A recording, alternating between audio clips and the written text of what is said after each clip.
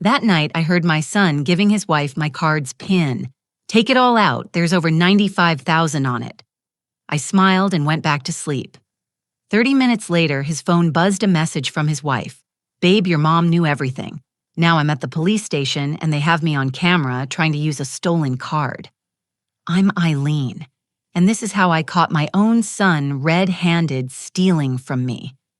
What Tyler and Jessica didn't know was that I'd been awake for hours, listening to every word they whispered about draining my bank account. They thought they were so clever, believing I was just another gullible widow they could manipulate and rob blind. But sometimes, the hunter becomes the hunted.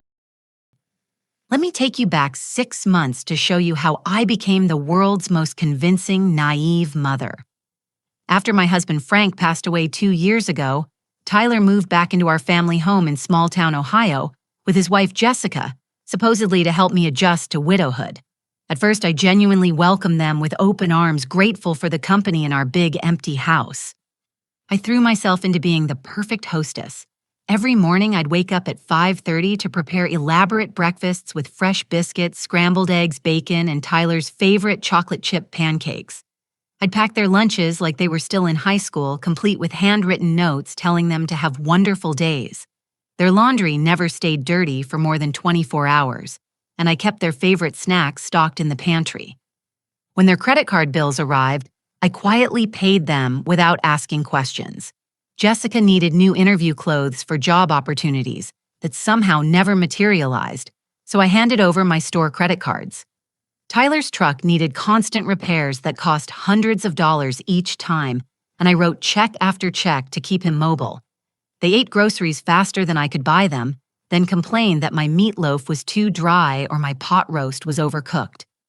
The breaking point came on a Tuesday afternoon in March. I was upstairs folding their laundry when I heard Jessica on her cell phone in the kitchen below. Her voice carried clearly through the old house's thin floors as she laughed with someone about how easy I was to manipulate. "The old lady is so gullible she'll never figure out we're bleeding her dry," Jessica said, her tone dripping with contempt. "Tyler's got her wrapped around his finger. She thinks she's being helpful, but really she's just our personal ATM. We've probably gotten 15,000 out of her in the past 3 months alone." My hands froze on Tyler's wrinkled shirts as I heard her continue describing me like I was some helpless victim they'd discovered on the street. She detailed how they planned to gradually increase their requests until they'd taken everything I had, then suggested I should move into assisted living where I'd be safer and they could manage my finances. Standing in that upstairs bedroom, surrounded by their clothes that I'd been washing like an unpaid housekeeper, I made a decision that would change everything. Instead of confronting them immediately, I chose to become exactly what they already thought I was the perfect target. From that day forward, I transformed into an Academy Award-worthy performance of the confused, trusting widow. I started asking Tyler the same questions multiple times, then apologizing for my terrible memory. When Jessica suggested we should declutter my antiques and sell them online, I acted overwhelmed by the technology and begged her to handle everything. I began leaving my purse in obvious places and mentioning my worries about remembering important numbers. But behind my bewildered grandmother act, I was documenting everything. I bought tiny cameras online and installed them in the living room, kitchen, and hallway, disguised as decorative objects they'd never notice. I started carrying my phone everywhere, recording conversations whenever they thought I wasn't paying attention. Every check I wrote, every purchase they made with my cards, every lie they told went into a detailed notebook hidden in my bedroom closet. I discovered Jessica had been forging my signature on smaller checks for months, practicing my handwriting until she could replicate it perfectly. Tyler had memorized all my credit card numbers and was using them for online gambling sites that charged his losses to my accounts. They'd been intercepting my bank statements from the mailbox, replacing them with fake ones that showed lower balances to make me believe I was spending more than I actually was. The most heartbreaking discovery was finding Tyler's real feelings, written in a journal he'd left in the bathroom. He called me the old bat and wrote about how much he resented having to babysit me for money. He detailed plans to have me declared incompetent once they'd stolen enough to make it worthwhile, then stick me in the cheapest nursing home they could find. Every morning I'd wake up and put on my helpless widow costume cooking their breakfast while they plotted my financial destruction at the very table where I'd taught Tyler to do homework 25 years earlier. I smiled and nodded as Jessica explained why I needed to give them access to more accounts for my own protection. I thanked Tyler when he offered to handle my banking because math was getting too confusing for me. Inside, I was building the case that would eventually destroy them both. But outwardly, I was just sweet, trusting Eileen who loved her family so much she'd give them anything they asked for. And they fell for it completely, never suspecting that the woman serving them dinner was recording every word they said about spending her money. 3 months into my undercover investigation, everything changed with a single phone call that revealed just how deep Tyler and Jessica's greed really went. I was in the kitchen washing lunch dishes when the phone rang with a call that would expose the most elaborate part of their scheme. A man identifying himself as attorney William Blackstone from Cleveland called to discuss an inheritance from my great-aunt Millicent Hartwell. I vaguely remembered great-aunt Millicent from childhood family reunions, a stern woman who lived alone and rarely spoke to anyone. According to this lawyer, she'd passed away recently and left her considerable estate to surviving female relatives of the Hartwell line. Before I could ask any detailed questions, Tyler appeared from nowhere and practically yanked the phone from my hands. "Mom's been having trouble with complex conversations lately," he told the attorney smoothly. "I handle all her important business now. Maybe you should explain the situation to me." I watched Tyler's eyes widen as he listened to attorney Blackstone describe great-aunt Millicent's assets. Tyler asked rapid-fire questions about liquid investments, real estate values, life insurance policies, and exactly when the money would be transferred. He scribbled notes furiously underlining dollar amounts and circling dates. When he finally hung up, his hands were shaking with excitement. That evening, Tyler and Jessica's entire demeanor shifted like someone had flipped a switch. Jessica, who usually called me Eileen in a tone that suggested I was bothering her, suddenly started addressing me as Mom with artificial sweetness. She brought me flowers from the grocery store and suggested we should start looking at houses together so I could find my dream retirement home with my inheritance money. Tyler became the devoted son overnight, asking about my day, offering to drive me places, and insisting I shouldn't worry about any financial details because he'd handle everything. He started bringing me coffee in bed and offering to run errands that he'd previously ignored. Their fake concern was so obvious, it would have been comical if it weren't so calculating. Through my hidden cameras, I discovered the real conversations happening when they thought I was asleep. Tyler had calculated that great-aunt Millicent's estate was worth at least $800,000, possibly more than $1 million.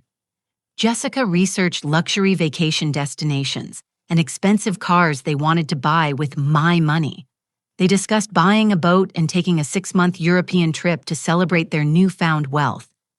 But the most chilling discovery came when I found Jessica's laptop open to articles about having elderly parents declared mentally incompetent.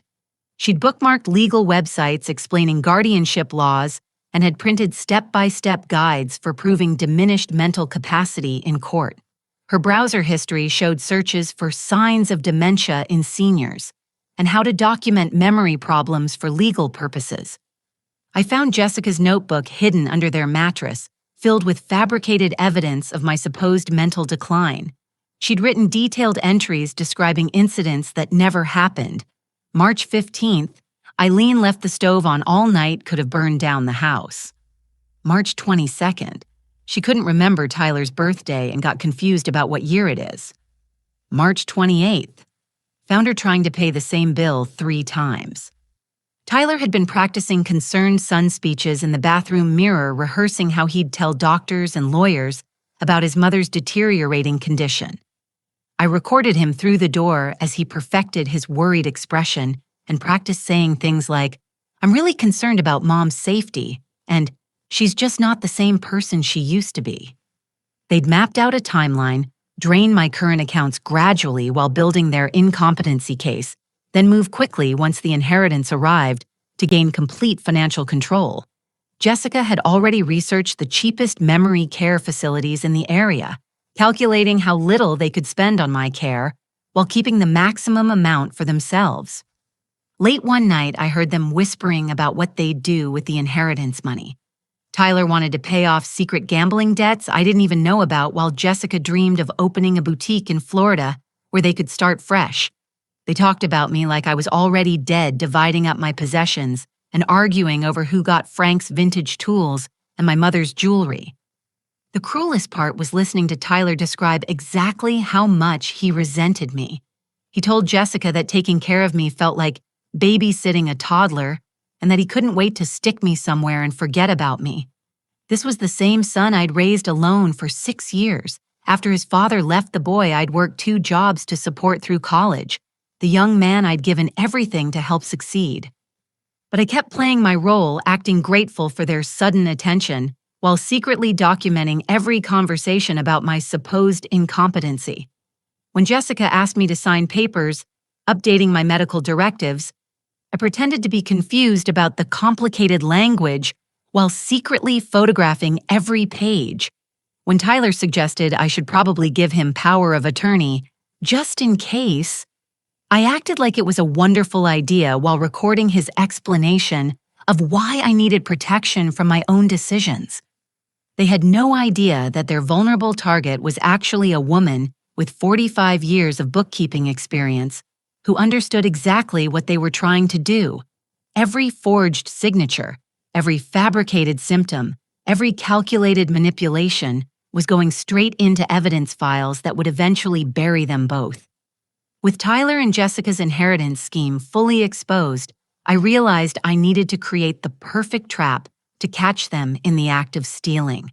That's when I devised the most elaborate deception of my life, one that would give them exactly what they thought they wanted, while ensuring their complete destruction. I started by opening a new checking account at First National Bank across town where I'd never done business before. I transferred my entire life savings into this account, $95,000 that represented 50 years of careful saving, Frank's life insurance money, and everything we'd built together. This account would serve as my real protection, safely hidden from Tyler and Jessica's scheming. But then I opened a second account at the same bank with only $50 in it.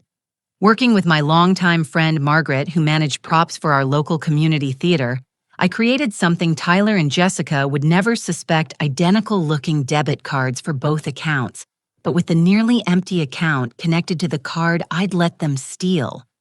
Margaret had access to professional printing equipment through the theater company, and we spent hours creating bank statements that looked absolutely authentic. These fake documents showed the $95,000 balance, but were actually for the empty account.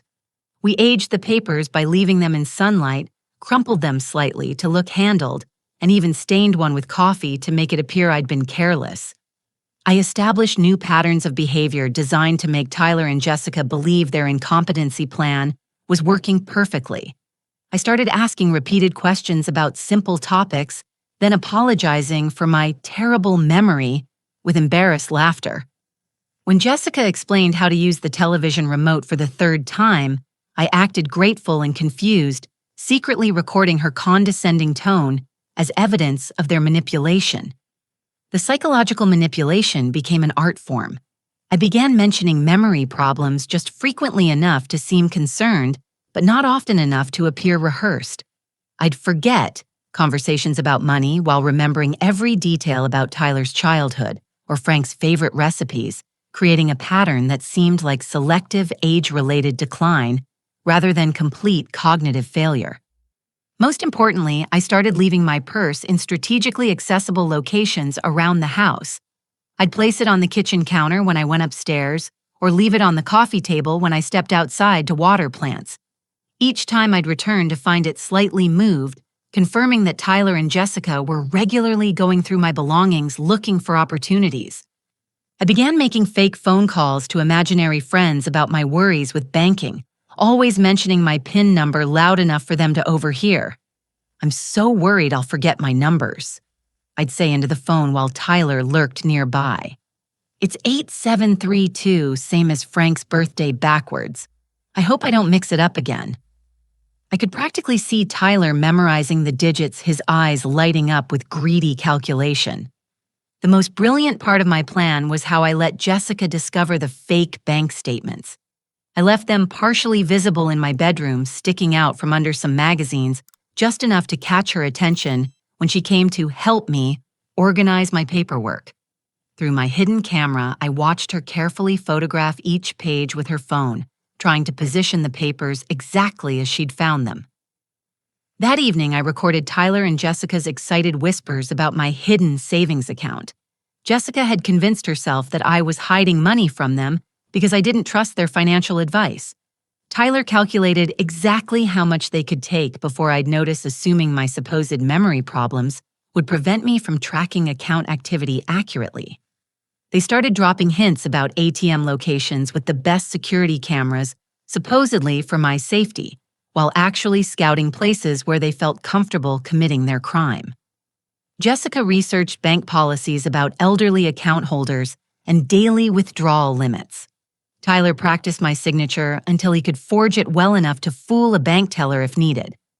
I maintained detailed records of every conversation, every forged signature practice session, and every planning discussion they had about stealing my money.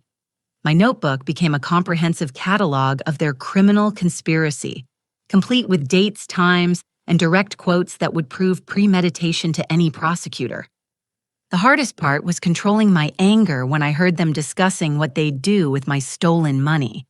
Tyler wanted to pay off gambling debts to dangerous people in Cleveland, while Jessica planned shopping trips and expensive restaurant meals.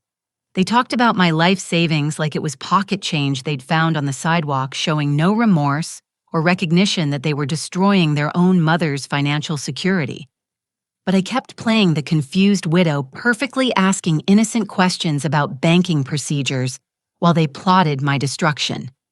When Tyler offered to help me organize my finances, I acted grateful and overwhelmed, telling him how lucky I was to have such a caring son. When Jessica suggested I should probably avoid using ATMs because they were too complicated, I nodded appreciatively and thanked her for looking out for me. Every night I'd go to bed knowing I was one step closer to catching them red-handed. They thought they were manipulating a helpless old woman, but actually, they were walking straight into a trap that would expose every cruel thing they'd done to me. The fake bank account was loaded and ready, just waiting for them to take the bait that would destroy their lives forever. The night everything came together started like any other evening in our house of deception. Tyler and Jessica had spent the day dropping increasingly obvious hints about my need for better money management, while I played the confused elderly woman who couldn't quite follow their logic. They'd suggested I should probably keep my debit card somewhere safe where I wouldn't lose it, and Tyler had helpfully offered to check on it periodically to make sure it was secure. I'd been lying in bed since 11 o'clock that night, but I hadn't slept a minute.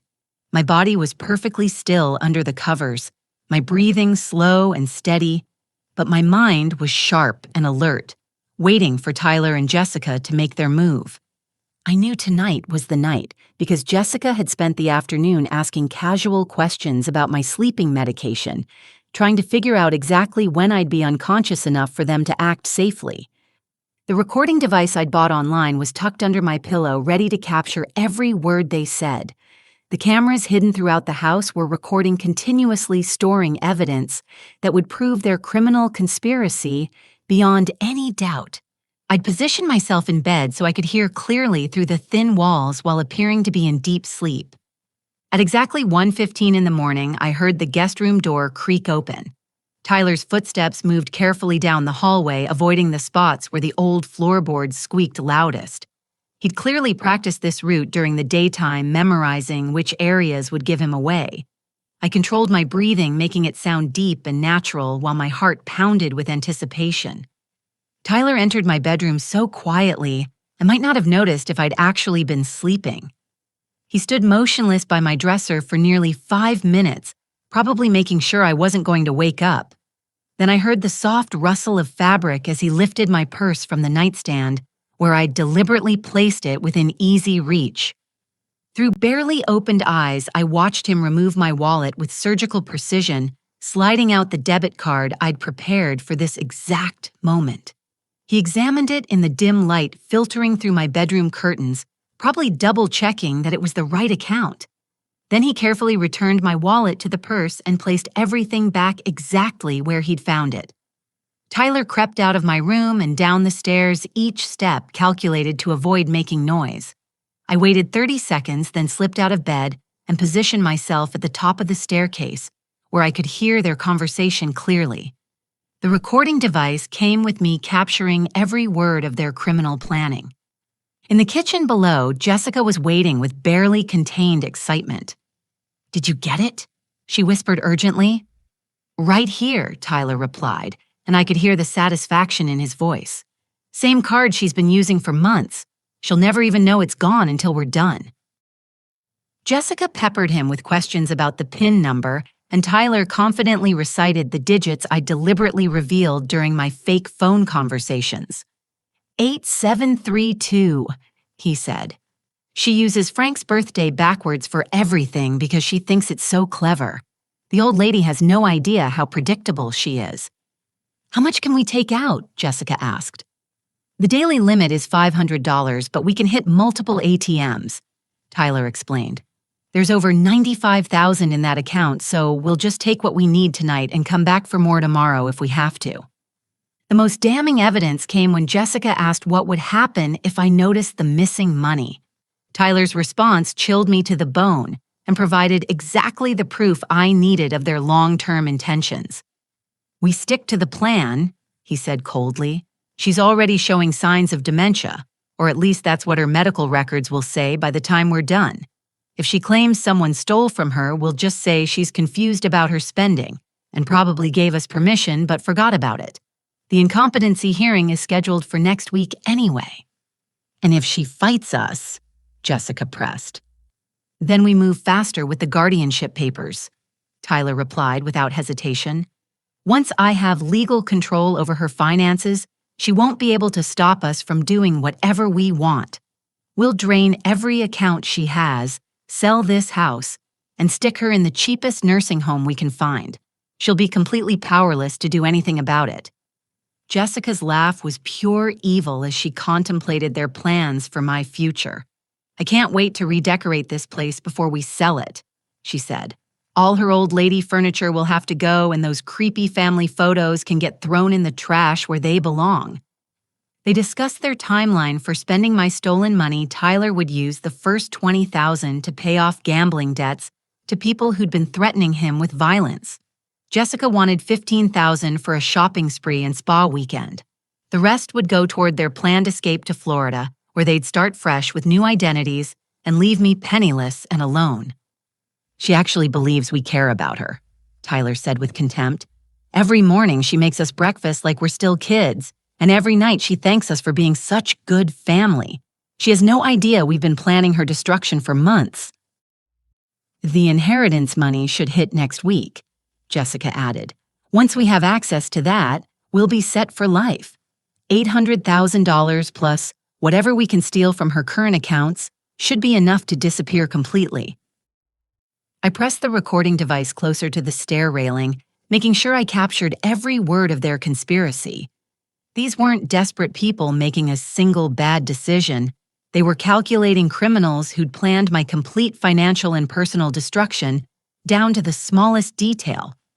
Tyler and Jessica spent another 10 minutes reviewing their plan for the ATM visits, discussing which machines had the best lighting and the least security camera coverage.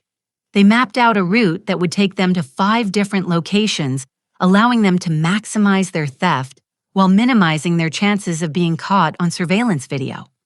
When they finally left through the back door, I remained motionless at the top of the stairs for several more minutes, processing the full scope of their betrayal.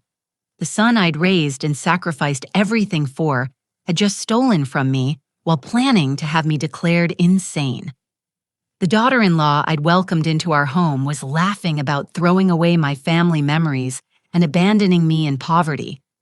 But underneath my heartbreak, I felt a deep satisfaction, knowing that every word they'd spoken was now recorded evidence that would destroy them both. They thought they were so clever, manipulating a helpless old woman who couldn't fight back. They had no idea that their target had been 3 steps ahead of them for months, building an airtight case that would send them both to prison. I returned to my bedroom and lay back down, smiling in the darkness as I waited for the phone call that would confirm their trap had been sprung.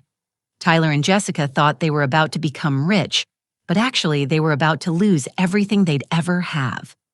Exactly 31 minutes after Tyler and Jessica left for their ATM robbery spree, my phone buzzed with an incoming text message that would change everything. In the darkness of my bedroom, I reached for the device expecting to see a message for myself, but instead discovered that Jessica had grabbed the wrong phone in her excitement to contact Tyler. The message was intended for Tyler, but had been sent to my number by mistake. "Babe, your mom knew everything. Now I'm at the police station and they have me on camera trying to use a stolen card. The bank says the account was flagged for monitoring, and they've been recording everything. She set us up." I sat up in bed reading the message 3 times to make sure I understood what had happened. Jessica had walked directly into the trap I'd spent months preparing, but even better than I'd hoped, because her panic had caused her to send the evidence of their crime directly to me. My phone buzzed again with a second message. "They arrested Tyler too when he tried to drive away. His gambling debts are worse than we thought. He owes $60,000 to some dangerous people in Cleveland. He was planning to use your inheritance to pay them off, then disappear with me to Florida." The final piece of Tyler and Jessica's conspiracy was falling into place. I'd suspected Tyler had gambling problems, but $60,000 in debt to dangerous criminals explained his desperation to steal from me. He hadn't just been greedy. He'd been terrified, willing to destroy his own mother's life to save himself from violent debt collectors. A third message arrived. "The police say they've been investigating us for weeks. They have recordings of us planning everything. How did she know? How did she get ahead of us? We're so screwed." I had to cover my mouth to keep from laughing out loud. Jessica's panicked messages were providing a complete confession of their crimes sent directly to the person they'd been plotting against. Her fear and confusion were obvious in every misspelled word and incomplete sentence. Now I could reveal the final layer of my plan, the part Tyler and Jessica never could have suspected. 3 weeks earlier, I'd contacted Detective Sarah Collins at the local police department to report my suspicions about family financial abuse. Detective Collins had taken my concerns seriously and helped me set up a comprehensive sting operation that went far beyond my fake bank account. The debit card Tyler had stolen was flagged in the bank's system for immediate police notification if used without my physical presence. I'd worked with the fraud prevention department to ensure that any attempted withdrawal would trigger an automatic alert to law enforcement complete with timestamps and location data. More importantly, I'd deliberately chosen ATMs for their trap that were located directly across the street from the police station. The machine Jessica had tried to use was equipped with the most advanced security cameras in town, and it was monitored 24 hours a day by officers who could respond within 60 seconds of any suspicious activity. Jessica had walked into what was essentially a police surveillance operation, designed specifically to catch her and Tyler in the act of stealing from me. Every step of their crime was recorded in high-definition video, from Tyler passing Jessica the stolen card to her entering the PIN number I deliberately revealed to them. But the most damning evidence was still coming through Jessica's panicked text messages. She was confessing to everything while thinking she was communicating with Tyler, providing prosecutors with a real-time admission of guilt that no defense lawyer could possibly explain away. "They know about the inheritance scam, too," her next message read. That lawyer who called wasn't real. It was Tyler's gambling contact trying to buy him time with his creditors. There never was any Great-Aunt Millicent or estate money. We've been planning to steal money that doesn't even exist. This revelation hit me like a physical blow. The inheritance that had transformed Tyler and Jessica into devoted family members was completely fictional, created by Tyler's criminal associates to give him a cover story for his debt problems. They'd been planning to steal my real money based on imaginary wealth that would never arrive.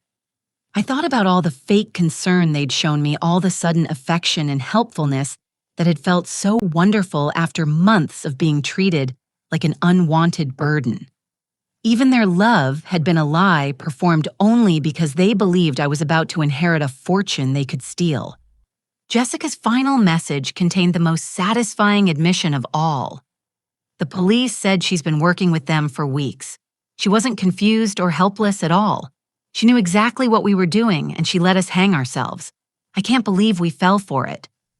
I set my phone down on the nightstand and walked to the window overlooking our quiet street. In a few hours, the sun would rise on a completely different life. Tyler and Jessica were sitting in jail cells facing serious felony charges that would destroy their futures. The house would be mine again, free from their manipulation and contempt. Most importantly, I'd proven to myself that I wasn't the helpless victim they'd believed me to be. At 67 years old, I'd conducted a sophisticated undercover investigation that exposed their crimes and protected other potential victims from their schemes. The recording device under my pillow contained hours of evidence proving their conspiracy. The cameras hidden throughout the house had captured their planning sessions and practice runs. Jessica's panicked text messages provided a complete confession of their criminal intent, and the bank's security systems had recorded their actual theft attempt in perfect detail. Tyler and Jessica had underestimated me in every possible way. They'd seen an elderly widow and assumed she was weak, confused, and easy to manipulate. They'd never imagined that their target was actually a sharp-minded woman with decades of business experience who would turn their own greed against them. As I prepared to go back to bed, I felt a complex mixture of emotions.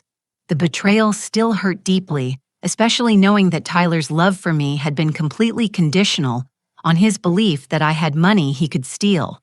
But underneath the pain was a profound satisfaction in knowing that justice was already being served. Tomorrow I would wake up in a house that truly belonged to me again.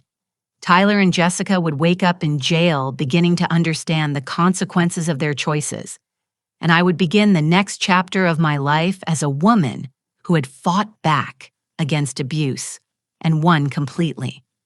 The next morning brought Detective Sarah Collins to my front door at exactly 8 o'clock, carrying a thick manila folder that contained the evidence of Tyler and Jessica's complete downfall. I welcomed her into my kitchen with fresh coffee and homemade blueberry muffins, feeling lighter than I had in months now that the weight of deception was finally lifted from my shoulders. "Eileen, I have to tell you, this was one of the most thorough citizen investigations I've ever seen," Detective Collins said as she opened her folder. "The evidence you collected over the past 3 months is absolutely damning. Tyler and Jessica don't have any possible defense against charges this comprehensive." She spread photographs across my kitchen table showing Tyler entering my bedroom, removing my debit card, and passing it to Jessica. Bank security footage captured Jessica attempting to use the stolen card at the ATM, clearly showing her face and the exact time of the crime.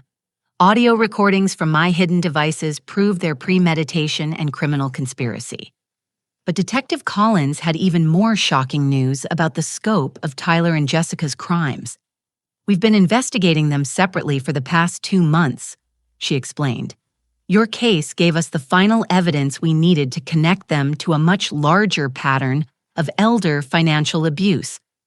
The detective revealed that Tyler and Jessica had been running sophisticated scams against elderly residents throughout our county and 3 neighboring areas.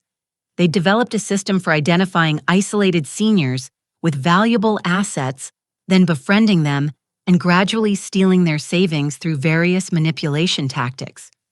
Jessica's laptop contained detailed files on at least 12 other elderly victims, complete with notes about their bank accounts, family relationships, and psychological vulnerabilities. She'd researched each target's medical history, financial situation, and social connections to determine the best approach for exploitation. Tyler's phone records showed months of contact with a network of criminals specializing in elder abuse, gambling operations, and identity theft. He'd been sharing information about potential victims and coordinating theft strategies with associates in Cleveland, Columbus, and Cincinnati. They weren't just stealing from you, Detective Collins continued.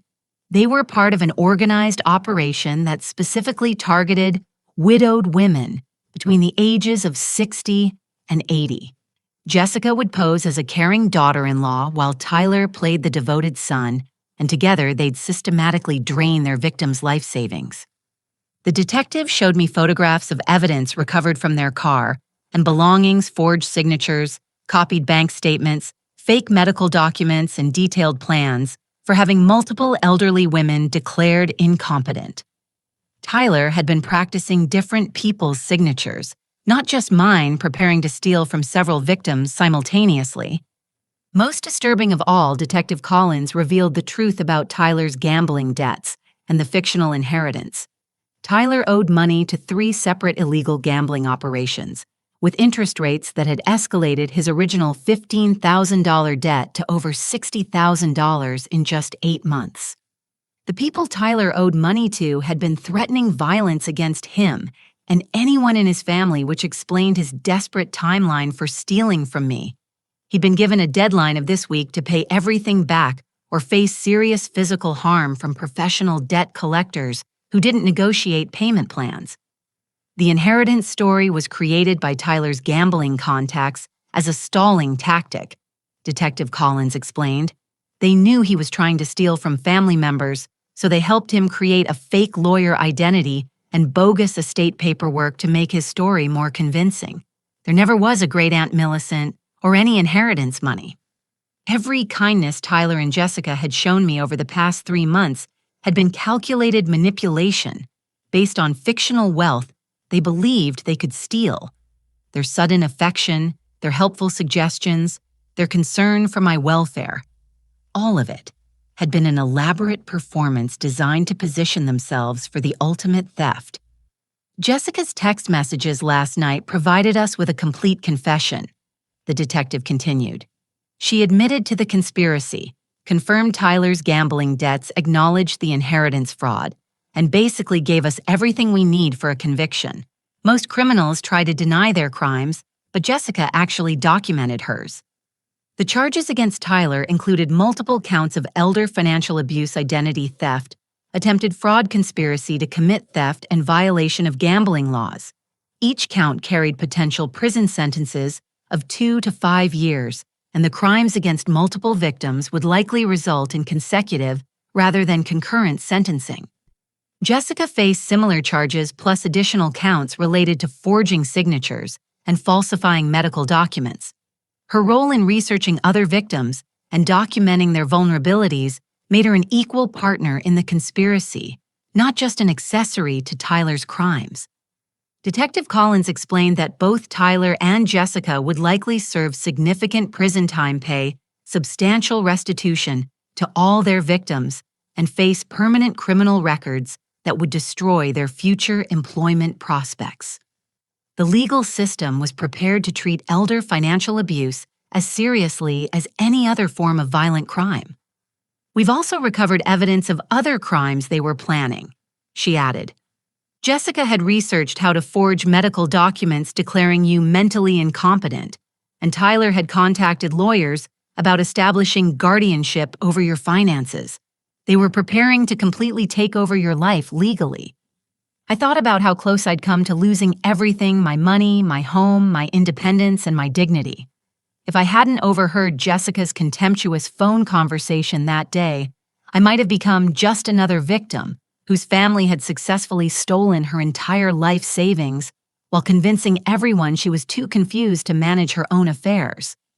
But instead of becoming a victim, I'd become an investigator who'd helped law enforcement identify and stop a criminal operation that was targeting vulnerable seniors across multiple counties. My evidence had protected not just myself, but potentially dozens of other elderly people who might have been their future victims.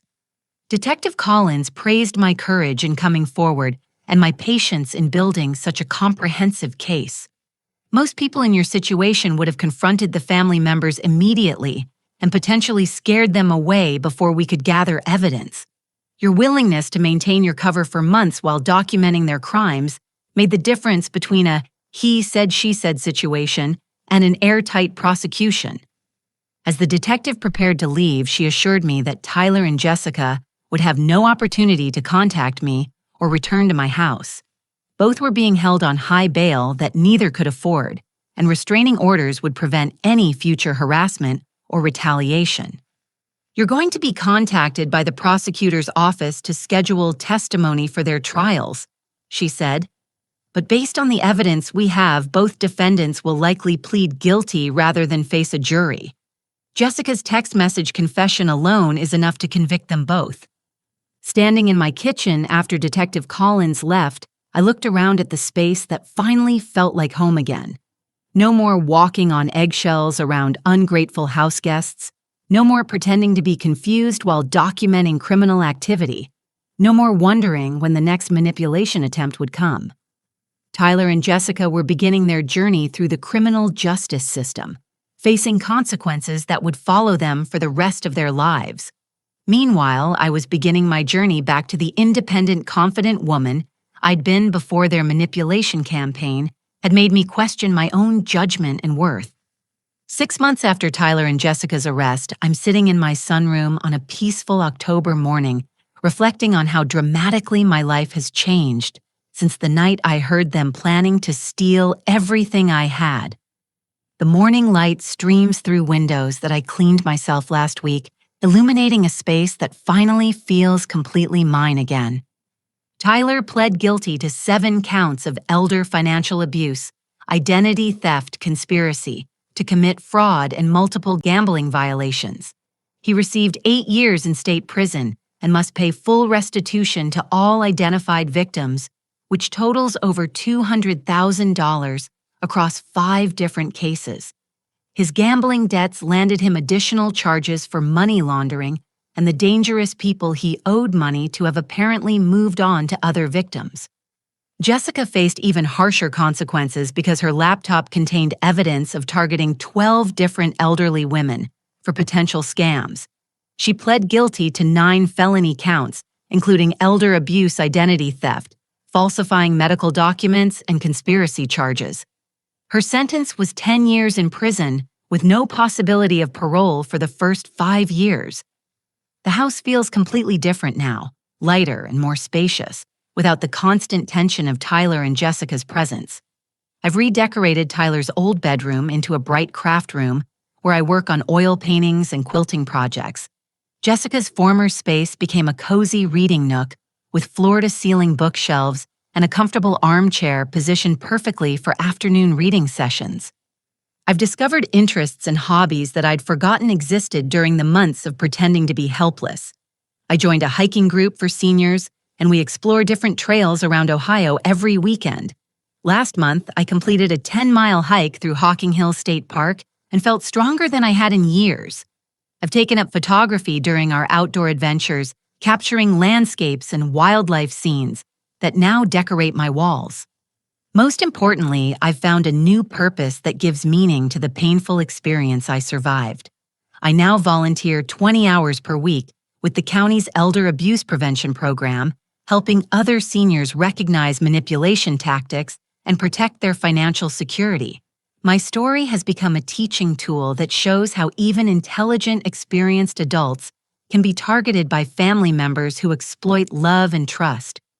Detective Collins and I have become genuine friends, meeting monthly for coffee and collaborating on educational presentations for senior centers and community groups. She often tells audiences that my case represents the gold standard for how elder abuse victims can fight back effectively when they have proper support and resources. I've testified at 3 trials involving family members who were stealing from elderly relatives, and my testimony helped convict 2 sons and 1 daughter-in-law who were running schemes similar to Tyler and Jessica's operation. Prosecutors appreciate having a witness who documented everything and can explain the psychological tactics used to manipulate vulnerable adults. The Elder Abuse Prevention Program connected me with 6 other women who survived financial exploitation by their adult children. We meet every other week at the community center, sharing our experiences, and supporting each other through the complex emotions that come with family betrayal. It's incredibly healing to talk with people who understand the unique pain of being hurt by someone you raised and loved unconditionally. Margaret, my friend who helped create the fake bank statements, has become my constant companion in this new chapter of life. We travel together to arts and crafts, fairs around the region, and she's teaching me advanced photography techniques.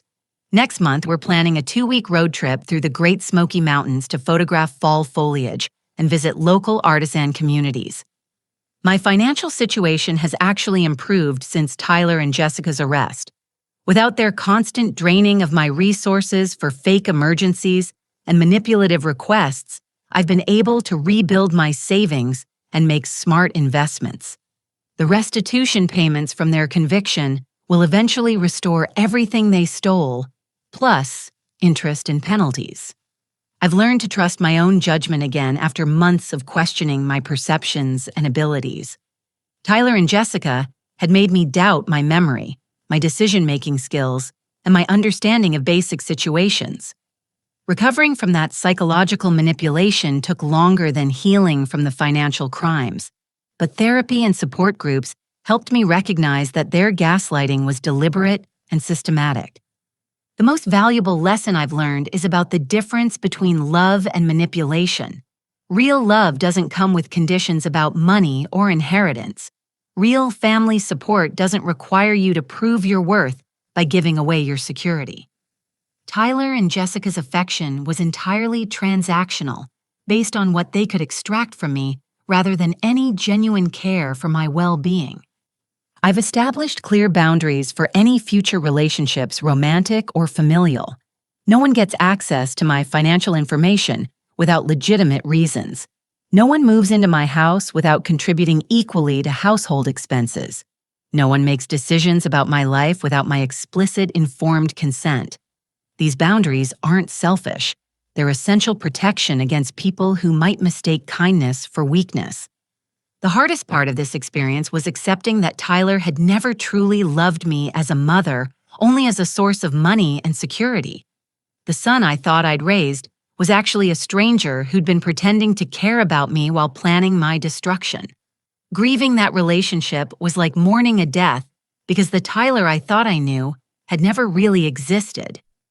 But through that grief, I've discovered my own strength and resourcefulness. At 67 years old, I conducted a sophisticated undercover investigation, outsmarted criminals who thought they were manipulating a helpless victim, and helped law enforcement protect other vulnerable seniors from similar exploitation.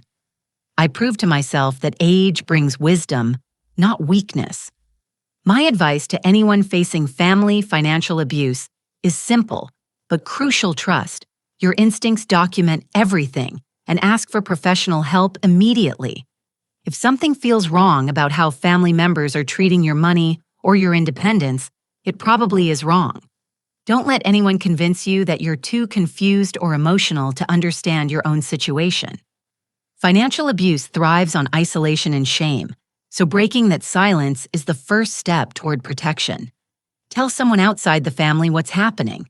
Contact your bank, call the police, or reach out to elder abuse hotlines. There are people trained to help, and you don't have to fight alone. Most importantly, remember that setting boundaries with family members isn't betrayal or selfishness. You spent decades building your financial security, and you have every right to control how it's used. Anyone who truly loves you will respect your autonomy and support your independence, not try to undermine it for their own benefit. I wake up every morning now in a house that belongs completely to me, surrounded by belongings that nobody is planning to steal or sell. I make my own decisions about money, social activities, and daily routines without worrying about manipulation or hidden agendas. This freedom is worth more than any inheritance or family approval I might have lost. Tyler and Jessica taught me that sometimes the people who hurt us most are those we've loved most unconditionally. But they also taught me that I'm stronger, smarter, and more resilient than anyone gives credit to women my age. Their betrayal was devastating, but surviving it proved that I can handle whatever challenges life brings next. Looking ahead, I'm excited about possibilities instead of worried about vulnerabilities. I'm planning to visit my cousin in Oregon next spring, something I'd never have done while Tyler and Jessica were monitoring my every move. I'm considering online college courses in art history and digital photography. I might even try online dating, though any potential companions will have to prove they're interested in me rather than my bank account. The woman who went to sleep 6 months ago listening to her son steal her debit card was afraid, confused, and questioning her own worth. The woman writing this story today is confident, independent, and absolutely certain that she deserves respect, honesty, and genuine love. Tyler and Jessica's crime against me ended up being the catalyst for my own transformation into someone stronger than I'd ever imagined possible. Have you ever had to set difficult boundaries with family members who didn't respect your independence? I'd love to hear your stories in the comments below about standing up for yourself and protecting what matters most to you. Please like this video if my story helped you feel less alone in dealing with family challenges. Subscribe to hear more stories about finding strength in difficult situations, and share this with anyone who might need encouragement to trust their own instincts about family relationships. Thank you for listening to my journey from victim to victor. I hope my experience reminds you that it's never too late to fight back against people who underestimate your strength, and that protecting yourself isn't selfish, it's essential.